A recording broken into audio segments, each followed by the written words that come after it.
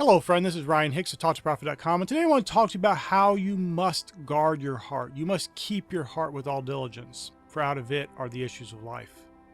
My friend, that verse I just paraphrased from Proverbs chapter 4, verse 23, is utterly important if you want to live the blessed and abundant life that Jesus came to give you. You know, in the world, there are all kinds of things pulling at you to get you into fear, to get you into worry, to get you to talking about problems, your own problems or other people's problems, just reveling in that negativity. Many people will do it. Now, they're not necessarily ill-intentioned. It's not that they are trying to pull you down or drag you down. Many times they're just doing what they've been programmed to do because they're watching the news, they're reading the news, they're listening to people on social media who are regurgitating that stuff. So they are just submerged in negativity, and they're doing what comes naturally to them, which is speaking negative. But you have to be different. You have to be a person of character and substance who rises above the masses. The masses are doing the negative. They're babbling about wars. They're babbling about plagues and illnesses and all these things. And, you know, if you're around older people, they're babbling about illness and how hard it is getting old. If you're around younger people, they're about, oh, it's unfair, and look what the previous generation left us. Everybody's complaining about something. Everybody's whining about something. Everybody has some excuse for why they are in the position they're in life. That can't be you. You have to be that person who rises above that. And listen, you may have to be alone, and that's all right. It's much better to be alone and positive and in a high vibrational state, operating in the goodness and faith and love of God, than to be that person wandering around with the masses, complaining and whining and murmuring and negative and sick and depressed and miserable and living in mediocrity. But you, my friend, are different. You're that person of character and substance who rises above all that mess. And you are standing triumphantly in Christ. You are walking by faith and not by sight. Your faith is the very faith of God, and you speak forth words of life that are edifying to the hearers and that bring results. You don't speak forth your words pointlessly and frivolously and in vain. They have power and weight, and they get results.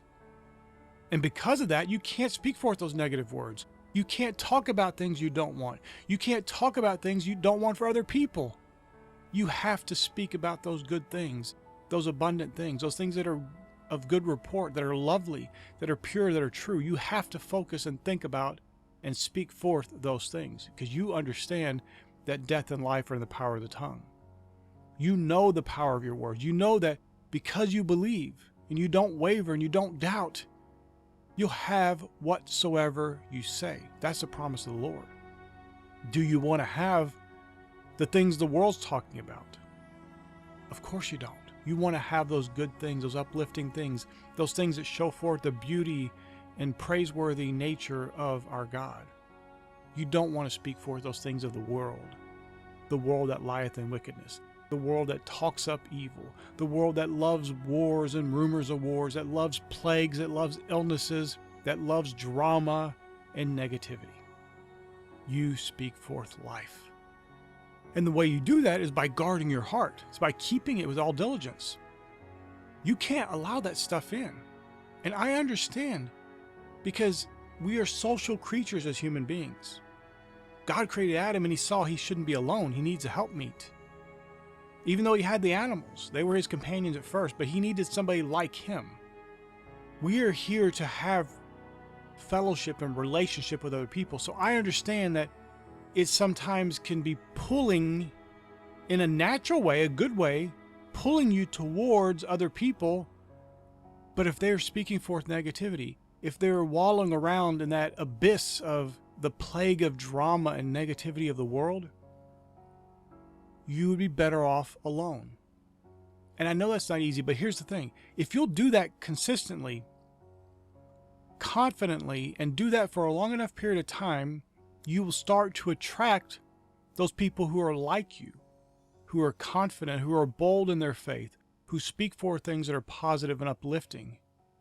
And so you won't need to try to find something to relate to people who are negative, just because you need that human interaction. I don't want you to be misled, though. You might have periods of time where you are alone because you're standing alone on the mountaintop and no one else has got there yet. You're standing alone in that victory and other people are walling around in defeat. So it might take a while for somebody to get to your level. That's not to say that other people are lower than you. It's not like that at all. It's just that they have not guarded their heart. They haven't kept their heart with all diligence. They just allow whatever in. And then they repeat that and spread that plague to other people. And then people just talk about it and it just goes and flows from there. And they can never get the victory as long as they're walking around speaking the defeat, as long as they're walking around believing for the defeat. And there are few people who are doing this, who are guarding their heart. So you have to understand it might take some time, and that's all right. Understand that going in. You're going to be victorious. You're going to be speaking forth words of life. You're going to be edifying. But my friend, I can assure you, good people will come your way. Good associations will come your way. People who agree with you and want to be uplifted and want to guard their hearts will come your way. You won't be alone forever if you are alone at all. So that might be a temporary setback. Don't let it be your defeat, because oftentimes that's what happens. People guard their heart for a while. They get lonely being the only person guarding their heart, where everybody around them is just whatever comes their way, they agree with. They blindly go along with whatever the social cause of the day is. They're starting to put that on their social media and babbling about it. Whatever negativity, whoever the media is targeted for them to be against, they're against. You aren't like that. You are a person who is walking with the Almighty. You're a person who is imitating the Almighty. You can't be wallowing around in that mess, in the mire that they're in. You can certainly help them if they want help, but you can't get in there. You can't jump into the mire with them and expect to be living the abundant life. My friend, you must guard your heart. You must be diligent in this endeavor. You got to do it with all diligence. You only have one life. You don't want to live this life like everybody else, like the masses. You want to live like that person who is victorious. And you can bring people up with you if they're willing, if they have that desire, that faith to believe that life can be better, that they can live and experience the goodness and grace of God in their lives. You can certainly bring them up with you. But if people refuse and rebel, you have to continue forward and progress forward toward the prize and the high calling in Jesus Christ. You can't go back if they refuse to go forward. If they want to be pillars of salt and turn around and look back to Sodom and Gomorrah, that's up to them. But you, my friend, must continue forward.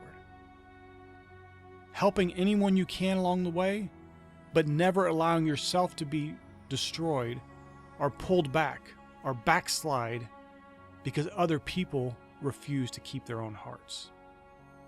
My friend, I encourage you today, keep your heart with all diligence, my friend.